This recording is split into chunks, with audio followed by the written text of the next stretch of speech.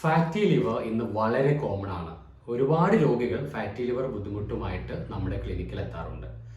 തുടക്കത്തിൽ തന്നെ ഫാറ്റി ലിവറിന് യാതൊരു ലക്ഷണവും കാണിക്കാറില്ല. ചെറിയൊരു അബ്ഡോമിനൽ ഡിസ്കംഫർട്ട്, വയറിനുണ്ടാകുന്ന ചെറിയൊരു ബുദ്ധിമുട്ട്, ഗ്യാസ് സംബന്ധമായിട്ട് ബുദ്ധിമുട്ട്, പൊളിച്ചു തേട്ടൽ, അതുപോലെ തന്നെ നെഞ്ചിരിച്ച്, ഇങ്ങനെ ചെറിയ ബുദ്ധിമുട്ടുകളൊക്കെ ആയതുകൊണ്ട് തന്നെ എല്ലാവരും വിചാരിക്കും അത് ഗ്യാസ് ആണെന്ന് വിചാരിച്ച് അധികം മൈൻഡ് ചെയ്യാറില്ല. പക്ഷേ അവർ വേറെ എന്തെങ്കിലും അസുഖത്തിന് അൺഎക്സ്പെക്റ്റഡ് ആയിട്ട് വയറിൻ്റെ ഒരു സ്കാൻ ചെയ്യുമ്പോഴായിരിക്കും അവർക്ക് ഫാറ്റി ലിവർ ഉണ്ട് എന്ന് അവർ അറിയുന്നത് തന്നെ.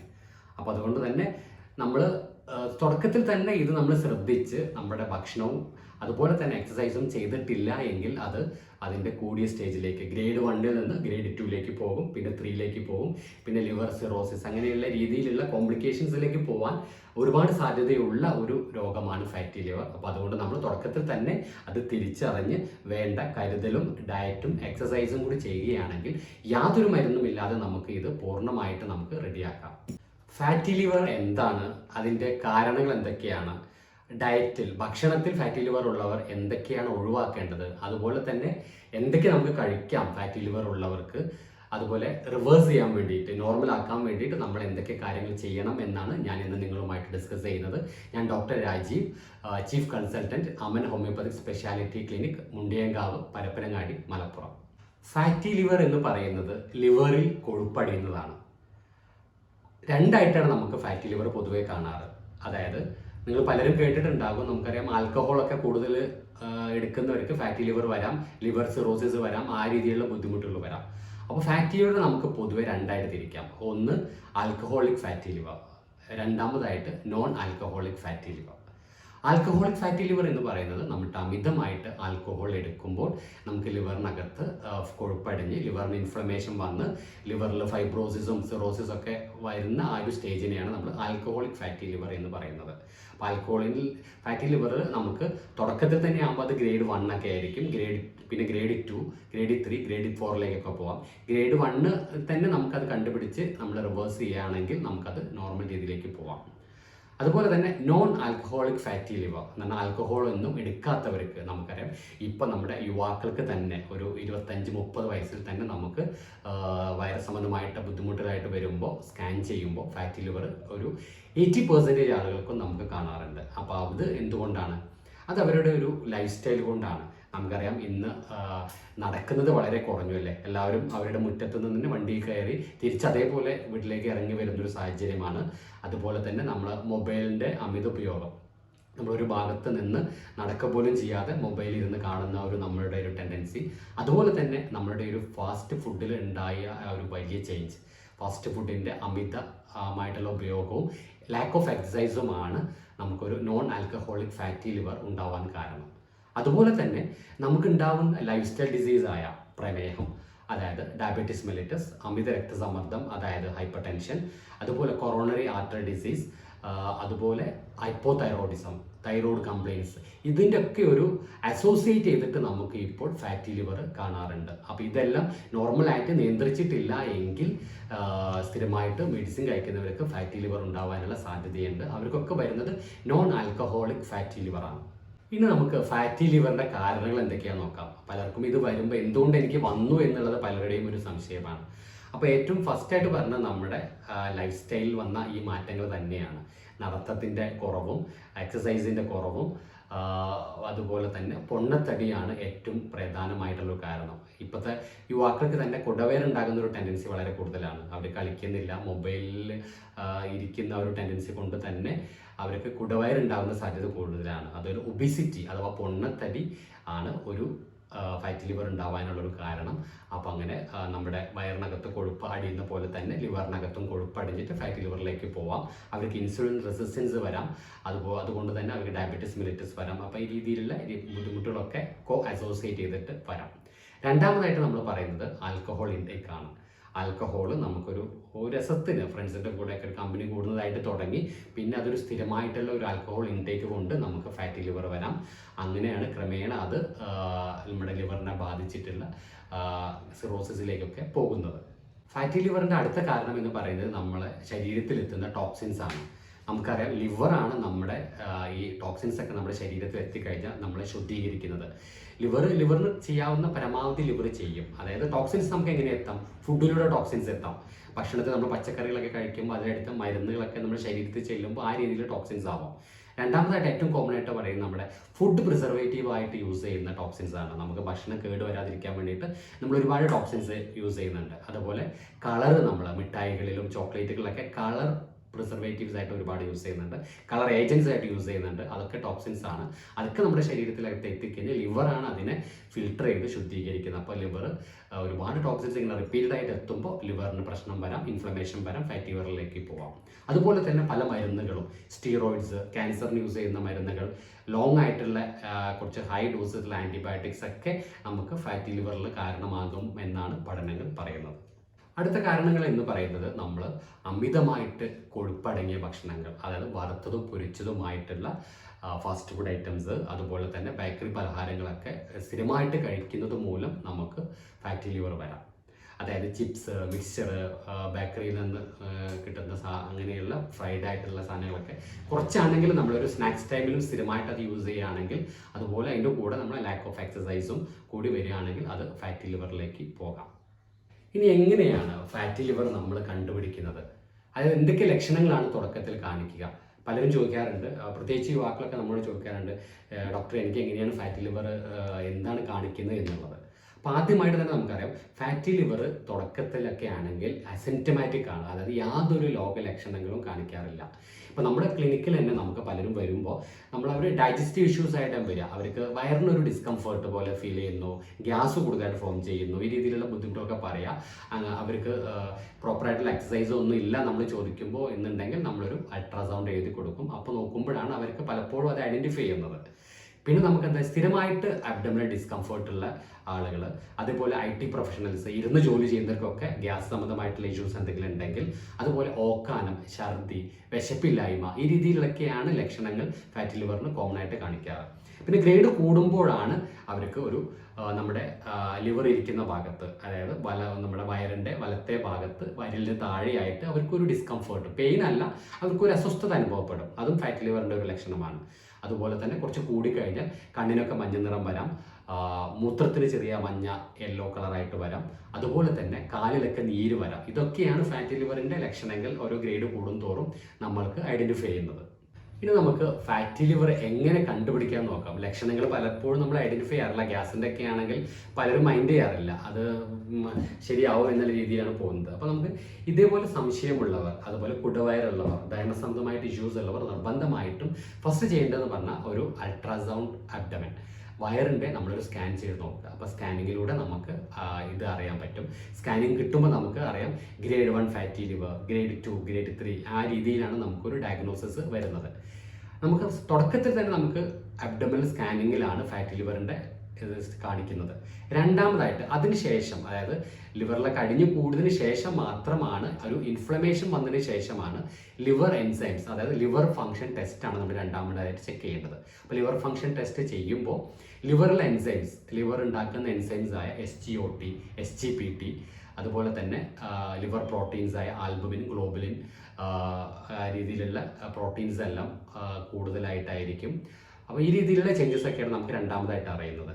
അപ്പോൾ ലിവറിന് എന്തെങ്കിലും ഇൻഫ്ലമേഷൻ വരിക, ചേഞ്ചസ് വരിക, ലിവർ ടിഷ്യൂസിന് എന്തെങ്കിലും ഡാമേജ് വരുമ്പോൾ മാത്രമാണ് ലിവർ എൻസൈംസ് കൂടുന്നത്. അപ്പോൾ ഫാറ്റി ലിവർ കുറച്ചും കൂടി വരുമ്പോഴാണ് ഈ ലിവർ എൻസൈംസ് ഒക്കെ കൂടുന്നത്. അപ്പോൾ അതുകൊണ്ട് തന്നെ നമ്മൾ ഫാറ്റി ലിവറുള്ള കേസിൽ നമ്മൾ രണ്ടാമതായിട്ട് ചെയ്യുന്നത് ലിവർ ഫംഗ്ഷൻ ടെസ്റ്റ് ചെയ്യും. അവരുടെ ലിവർ ഫംഗ്ഷൻ ഒക്കെ നോർമൽ ആണോ എന്ന് അസസ് ചെയ്യാണ് ചെയ്യേണ്ടത്.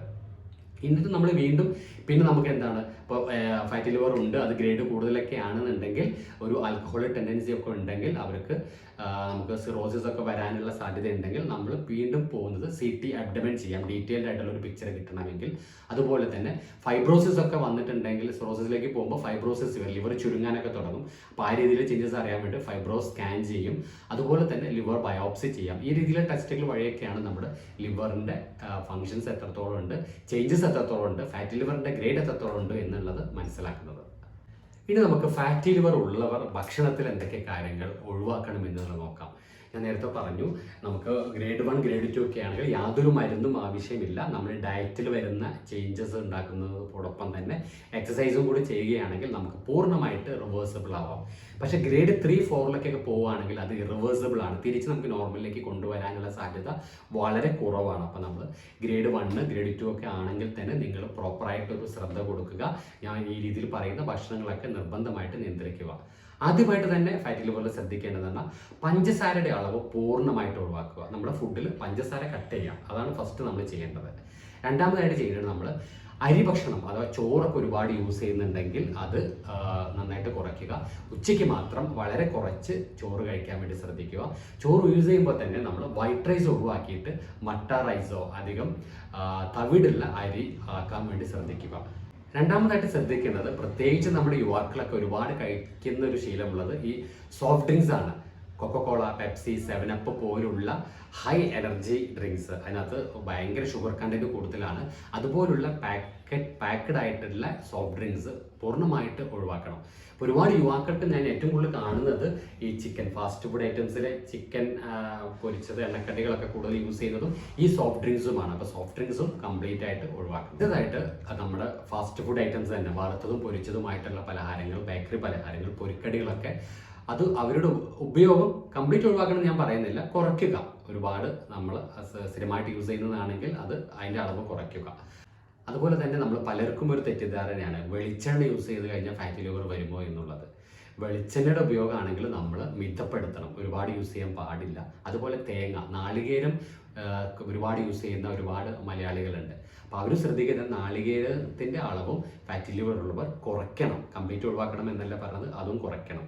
അതുപോലെ തന്നെ ആൽക്കഹോളിക് ഫാറ്റി ലിവർ, ആൽക്കഹോളാണ് ഫാറ്റി ലിവർ ഉണ്ടാക്കുന്ന ഏറ്റവും വലിയ വില്ലൻ. അപ്പോൾ ആൽക്കഹോളിൻ്റെ ഉപയോഗം നമ്മൾ സ്ഥിരമായിട്ട് യൂസ് ചെയ്യുന്നവർ അത് നിർത്തണം. അതുപോലെ വല്ലപ്പോഴുമൊക്കെ ചെറിയ രീതിയിൽ യൂസ് ചെയ്യുന്നതുകൊണ്ട് വലിയ പ്രശ്നമില്ല. അതുപോലെ തന്നെ അമിതവണ്ണമുള്ളവർ, കുടവയറുള്ളവർ, അവരുടെ വെയിറ്റ് ഒരു 10% നിർബന്ധമായിട്ടും കുറച്ചിരിക്കണം. അതായത് ഒരു 70 കിലോ ഉള്ളവർ ഒരു 60 കിലോ ആക്കണം, 10 കിലോ അവരെ വെയിറ്റ് കുറയ്ക്കണം. അത് നമ്മളെ വയറിനകത്ത് കൊഴുപ്പടിയുമ്പോൾ, കുടവയറുണ്ടാകുമ്പോഴൊക്കെ നമ്മൾ ശ്രദ്ധിക്കേണ്ടത് നമ്മുടെ വയറിനകത്ത് കൊഴുപ്പടിയുന്ന പോലെ ലിവറിനകത്തും കൊഴുപ്പടിയാനുള്ള സാധ്യത വളരെ കൂടുതലാണ്. പക്ഷെ നമ്മുടെ പൊണ്ണത്തടിയുള്ള വയറുള്ളവർക്ക് മാത്രം ഫാറ്റി ലിവർ വരണമെന്നൊന്നുമില്ല. ലീൻ ഫാറ്റി ലിവർ ഉണ്ട്, മെലിഞ്ഞവർക്കും ഫാറ്റി ലിവർ വരാം. അതുപോലെ തന്നെ റെഡ് മീറ്റായ ബീഫ്, മട്ടൺ, പോർക്ക് എന്നിവ നിർബന്ധമായിട്ടും ഒഴിവാക്കണം. മീന് അതുപോലെ ചിക്കനൊക്കെ കഴിക്കുന്നതുകൊണ്ട് കുഴപ്പമില്ല, അത് പൊരിച്ചതും വറുത്തതുമായിട്ടുള്ളത് ഒഴിവാക്കുക. കറി വെച്ച് കഴിക്കുന്നത് കൊണ്ട് യാതൊരു പ്രശ്നവുമില്ല. അതുപോലെ തന്നെ വെള്ളത്തിൻ്റെ അളവ് നിർബന്ധമായിട്ടും കൂട്ടണം. ഒരു 3 ലിറ്റർ വെള്ളം ഫാറ്റി ലിവർ ഉള്ളവർ നിർബന്ധമായിട്ട് ഡെയിലി കഴിക്കണം. അപ്പോൾ ആ വെള്ളം നമ്മൾ പ്രത്യേകിച്ച് രാവിലെ എണീറ്റ് കഴിഞ്ഞാൽ നമ്മൾ 2 ഗ്ലാസ് വെള്ളം നിർബന്ധമായിട്ട് കുടിച്ചിരിക്കണം. ചെറിയ ചൂടുവെള്ളം ആയിക്കഴിഞ്ഞാൽ അത് നല്ലത്. അങ്ങനെ ആകുമ്പോൾ നമ്മുടെ ബോഡി മൊത്തം ഒന്ന് ആ ലിവർ ഏരിയ ഒന്ന് ക്ലീൻ ചെയ്യാൻ വേണ്ടിയിട്ട്, ഒരു പ്യൂരിഫൈ ചെയ്യാൻ വേണ്ടിയിട്ട് ആ രാവിലത്തെ ഒരു എംപ്റ്റി സ്റ്റൊമക്കിൽ 2 ഗ്ലാസ് വെള്ളം കുടിക്കുന്നത് വളരെ നല്ലതാണ്. അപ്പോൾ ഇനി എന്തൊക്കെ, ഇപ്പം ഇത്ര ഞാൻ ഫുഡ് പറഞ്ഞത് നിങ്ങൾക്ക് കഴിക്കാൻ പാടില്ലാത്ത ഫുഡുകളാണ്. ഇനി നിങ്ങൾക്ക് എന്തൊക്കെ കഴിക്കാം, അത് ഫാറ്റി ലിവർ ഉള്ളവർ അത് കുറയ്ക്കാൻ വേണ്ടിയിട്ട് എന്തൊക്കെ കഴിക്കണം എന്നുള്ളത് നോക്കാം. അതിൽ ആദ്യമായിട്ട് തന്നെ നമ്മൾ കഴിക്കേണ്ടതെന്ന് പറഞ്ഞാൽ നമ്മൾ പഴങ്ങളും പച്ചക്കറികളും നന്നായിട്ട് കഴിക്കുക. അതായത് ഫൈബർ കണ്ടന്റ് അടങ്ങിയിട്ടുള്ള വെജിറ്റബിൾസും ഫ്രൂട്ട്സും നന്നായിട്ട് നിങ്ങൾ ഭക്ഷണത്തിൽ ഉൾപ്പെടുത്താൻ വേണ്ടി ശ്രദ്ധിക്കുക. ഇപ്പോൾ ഫ്രൂട്ട്സ് കഴിക്കുമ്പോൾ അത് ഫ്രഷ് ആയിട്ട് തന്നെ യൂസ് ചെയ്യാൻ വേണ്ടി ശ്രദ്ധിക്കുക, ജ്യൂസായിട്ട് കഴിക്കാതിരിക്കുക. നമുക്കറിയാം ബ്ലാക്ക് കോഫി ഈ ഫാറ്റി ലിവർ കുറയ്ക്കാൻ വേണ്ടി നല്ലതാണ്. അതായത് ദിവസവും ഒരു 2 ഗ്ലാസ് ബ്ലാക്ക് കോഫി, പഞ്ചസാര ഇടരുത്, പാലും ഇടാതെ നമുക്ക് കുടിക്കുന്നത് ഫാറ്റി ലിവർ കുറയ്ക്കുമെന്നാണ് പല പഠനങ്ങളും പറയുന്നത്. അപ്പോൾ രണ്ടാമതായിട്ട് നമ്മൾ പറയുന്നത് നമുക്ക് വൈറ്റമിൻ സി റിച്ച് ആയിട്ടുള്ള ഫുഡുകൾ, അതായത് ലെമൺ, മുസംബി അതുപോലെയുള്ള വൈറ്റമിൻ സി റിച്ച് ആയിട്ടുള്ള ഫുഡുകളും ഫാറ്റി ലിവർ കുറയ്ക്കാൻ വേണ്ടിയിട്ട് വളരെ നല്ലതാണ്. വൈറ്റമിൻ ഇ റിച്ച് ആയിട്ടുള്ള ഫുഡുകളായ വാൾനട്ട്, പിസ്ത, ബദാം ഒക്കെ ഒരു സ്നാക്ക് ടൈമിൽ ഒരു 5-6 ഡെയിലി കഴിക്കാൻ വേണ്ടി ശ്രദ്ധിക്കുക. അത് ഫാറ്റി ലിവർ കുറയ്ക്കാൻ വേണ്ടി വളരെ നല്ലതാണ്. അതുപോലെ തന്നെ ഒമേഗ 3 ഫാറ്റി ആസിഡ് കണ്ടന്റ് കൂടുതലുള്ള ചെറിയ മീനുകളായ മത്തി, അയില, നത്തോലി, വെത്തൾ, ഈ രീതിയിലുള്ളതൊക്കെ നമുക്ക് കറി വെച്ചിട്ട് കഴിക്കാൻ വേണ്ടി ശ്രദ്ധിക്കുക. അതിനൊക്കെ ഒമേഗ 3 ഫാറ്റി ആസിഡ് കണ്ടന്റ് കൂടുതലാണ്, ലിവറിന് വളരെ എഫക്റ്റീവാണ്. അതുപോലെ തന്നെ ഒരു 3 ലിറ്ററെങ്കിലും വെള്ളം നിങ്ങൾ നിർബന്ധമായിട്ട് കുടിക്കാൻ വേണ്ടി ശ്രദ്ധിക്കണം. അതുപോലെ ഉറക്കം ഫാറ്റി ലിവർ ഉള്ളവർക്ക് വളരെ നിർബന്ധമാണ്. ഒരു 6 മുതൽ 7 മണിക്കൂർ വരെ ഉറക്കം ഉള്ളത് ഫാറ്റി ലിവർ നല്ലതാണ്. അതായത് ഉറക്കം കുറഞ്ഞവരിൽ ഫാറ്റി ലിവർ ഒരുപാട് കണ്ടുവരുന്നൊരു ടെൻഡൻസി ഇപ്പോൾ കാണുന്നുണ്ട്. അതുകൊണ്ടാണ് നമ്മുടെ ക്ലിനിക്കൽ എക്സ്പീരിയൻസിൽ കാണുന്നതാണ് ഉറക്കം കുറഞ്ഞവർക്ക് ഫാറ്റി ലിവർ വരാനുള്ള ഒരു സാധ്യതയുണ്ട്. അതുകൊണ്ട് നിർബന്ധമായിട്ട് നിങ്ങൾ ഒരു 6 മണിക്കൂറെങ്കിലും സ്വസ്ഥമായിട്ട് ഉറങ്ങാൻ വേണ്ടി ശ്രദ്ധിക്കും. അതുപോലെ തന്നെ വേറെ എന്തെങ്കിലും അസുഖമുള്ളവർ, അതായത് diabetes mellitus, hyper tension, hypothyroidism, ഇങ്ങനെയൊക്കെ അസുഖമുള്ളവർ അത് പരമാവധി നോർമലായിട്ട് നിയന്ത്രിച്ച് നിർത്താൻ കൂടി ഇതിൻ്റെ കൂടെ ശ്രദ്ധിക്കണം. അത് നിയന്ത്രിച്ചിട്ടില്ല എങ്കിൽ ഫാറ്റി ലിവറിൻ്റെ ഒരു ഗ്രേഡും കൂടി വരാനുള്ള സാധ്യതയുണ്ട്. ഇപ്പോൾ നമ്മൾ ഫാറ്റി ലിവറിൻ്റെ ഈ ഗ്രേഡ് എന്ന് പറയുന്നത് നമ്മൾ അൾട്രാസൗണ്ട് സ്കാനിങ്ങിൽ കാണുന്ന ചേഞ്ചിനനുസരിച്ചാണ് നമ്മളിതിനെ ഗ്രേഡ് 1, ഗ്രേഡ് 2, ഗ്രേഡ് 3 എന്നൊക്കെ തരംതിരിക്കുന്നത്. അതുപോലെ തന്നെ നമുക്ക് ഈ അസുഖത്തിൻ്റെ ഈ കൊഴുപ്പടിയുന്നതിൻ്റെ എത്രത്തോളം ഉണ്ട് എന്നതിലും സിംറ്റംസും അനുസരിച്ച് നമുക്ക് ഈ ഫാറ്റി ലിവർ രോഗത്തെ നമുക്ക് stage 1 fatty liver, stage 2, stage 3 എന്നൊക്കെ രീതിയിലുള്ള ഒരു ക്ലാസിഫിക്കേഷനിലേക്കും നമ്മൾ പറയാറുണ്ട്. അപ്പോൾ ഫാറ്റി ലിവർ ഉള്ളവർ നമ്മൾ ഭക്ഷണത്തിൻ്റെ കാര്യം പറഞ്ഞു. ഭക്ഷണം നമ്മൾ ഒരുപാട് ഫാസ്റ്റിംഗ് കിടക്കേണ്ട ആവശ്യമില്ല. ഫാറ്റി ലിവർ ഉള്ളവർ ഫാറ്റി ലിവറിൽ എന്താണെന്ന് കുറേശ്ശെ കഴിക്കുക, അതായത് അരി ഭക്ഷണം പരമാവധി കുറച്ച് നമ്മൾ രാവിലെ നമ്മൾ കഴിക്കുകയാണെങ്കിൽ ഒരു 11 മണിയാകുമ്പോൾ ഒരു സ്നാക്ക് ടൈമിൽ നമ്മൾ വറുത്തതും പൊരിച്ചതുമായിട്ടുള്ളത് ഒഴിവാക്കുക. ചായ, പഞ്ചസാര ഇട്ട ചായ ഒഴിവാക്കിയിട്ട് ഒരു 4-5 ബദാം കഴിക്കുക. നമുക്ക് പിന്നെ എന്തെങ്കിലും സാലഡ്സ് എന്തെങ്കിലും കഴിക്കാം, ആ സമയത്ത് മുളപ്പിച്ച പയർ കഴിക്കാം. അപ്പോൾ ഈ രീതിയിലുള്ള എന്തെങ്കിലും ഒരു 11 മണിയാകുമ്പോൾ കഴിക്കാൻ വേണ്ടി ശ്രദ്ധിക്കുക. അതിൻ്റെ കൂടെ ഒരു ലെമൺ ടീ കഴിക്കാം വിത്തൗട്ട് ഷുഗർ, അല്ലെങ്കിൽ നമുക്കൊരു ഗ്രീൻ ടീ എന്തെങ്കിലും കഴിക്കാം. അപ്പോൾ ഉച്ചയ്ക്ക് പിന്നെ നമ്മൾ സാധാരണ ചോറിൻ്റെ അളവ് കൊടുക്കുക, ഒരു ബാലൻസ്ഡുള്ള ഡയറ്റ് കഴിക്കാൻ വേണ്ടി ശ്രദ്ധിക്കുക. അതുപോലെ തന്നെ ഈവനിങ്ങിലും വിത്തൗട്ട് ഷുഗർ ആയിട്ടുള്ള എന്തെങ്കിലും ഒരു ബ്ലാക്ക് കോഫിയോ ബ്ലാക്ക് ടീ എന്തെങ്കിലും കഴിക്കാൻ വേണ്ടി ശ്രദ്ധിക്കുക. അതിൻ്റെ കൂടെ എന്തെങ്കിലും സ്നാക്സ് ആയിട്ട് നമുക്ക് ഇതേപോലെയുള്ള സാലഡ്സോ മുളപ്പിച്ച പയറോ അതുപോലെ തന്നെ കുക്കുംബർ അങ്ങനത്തെ കഴിക്കാൻ വേണ്ടി ശ്രദ്ധിക്കുക. അതുപോലെ പിന്നെ രാത്രിയിലെ ഫുഡ്, അങ്ങനെ നമ്മൾ ഇടയ്ക്കൊരു ഒരുപാട് ഗ്യാപ്പ് നമ്മൾ ഫുഡിൻ്റെ ഇടയ്ക്ക് ഇടാൻ പാടില്ല ഈ ഫാറ്റി ലിവർ ഉള്ളവർ. അപ്പോൾ നമ്മൾ ഡയറ്റ് പറഞ്ഞു, ഭക്ഷണത്തിൽ ഈ കാര്യങ്ങളൊക്കെ ശ്രദ്ധിക്കുക. അതോട് തന്നെ നമ്മൾ എക്സസൈസും, നമുക്കറിയാം നമ്മളെ നടത്തം വളരെ കുറഞ്ഞു. അപ്പോൾ ഡയറ്റൊക്കെ നമ്മൾ ഇതേപോലെ ശ്രദ്ധിക്കുന്നതോടൊപ്പം തന്നെ എക്സസൈസും വളരെ ഇമ്പോർട്ടൻ്റ് ആണ്. എക്സസൈസ് ചെയ്യേണ്ടതെന്ന് ഫാറ്റ് ബേണിംഗ് എയറോബിക് എക്സസൈസ് ആണ് നിർബന്ധമായിട്ട് ഫാറ്റ് ലിവർ ഉള്ളവർ ചെയ്യേണ്ടത്. ആഴ്ചയിൽ ഒരു 5 ദിവസം നിർബന്ധമായിട്ട് ഒരു 45 മിനിറ്റ്സ് അവർ എക്സസൈസ് ചെയ്യണം. അത് അവർക്ക് ഇഷ്ടമുള്ള രീതിയിൽ എക്സസൈസ് ആവാം, നന്നായിട്ട് കൈയൊക്കെ വീശിയിട്ടുള്ള നടത്തമാവാം, അതുപോലെ തന്നെ സ്വിമ്മിങ് ആവാം, അതുപോലെ നിങ്ങൾ ഗെയിംസിൽ ബാഡ്മിൻ്റണോ അല്ലെങ്കിൽ ഫുട്ബോളോ എന്തെങ്കിലും കളികളിൽ ഏർപ്പെടുന്നതാവാം. ഈ രീതിയിലുള്ള ഫാറ്റ് ബേണിംഗ് ആയിട്ടുള്ള എയറോബിക് എക്സസൈസും കൂടി നിർബന്ധമായിട്ടും ഡയറ്റിൻ്റെ കൂടെ ചെയ്യണം. അങ്ങനെയാണെങ്കിൽ തുടക്കത്തിൽ തന്നെയാണെങ്കിൽ യാതൊരു മെഡിസിനും ഇല്ലാതെ നമുക്ക് ഫാറ്റി ലിവർ മാനേജ് ചെയ്യാം. ഇനി പലർക്കും ഇത് ചെയ്തിട്ടും ഫാറ്റി ലിവർ കുറയുന്നില്ല എങ്കിൽ നമുക്ക് മെഡിസിനും കൂടി തരേണ്ടി വരും. ഇപ്പോൾ നമുക്ക് ഹോമിയോപ്പതിയിലാണെങ്കിൽ ലിവറിന് സ്പെസിഫിക് ആയിട്ടുള്ള ആ ലിവറിൻ്റെ ഫങ്ഷൻസ് ഒക്കെ നോർമൽ ആക്കുന്ന നമുക്ക് മെഡിസിൻസ് ഉണ്ട്. നമുക്ക് ലൈക്കോപോഡിയം, നക്സോമിക്ക, ആൻഡോഗ്രാഫിസ് പാനിക്കുലേറ്റ, കാർഡസ് മെരിയാനസ്, ചൈന, ഈ രീതിയിലുള്ള ഒരുപാട് ഹോമിയോപ്പതിക് മെഡിസിൻസ് ഉണ്ട്.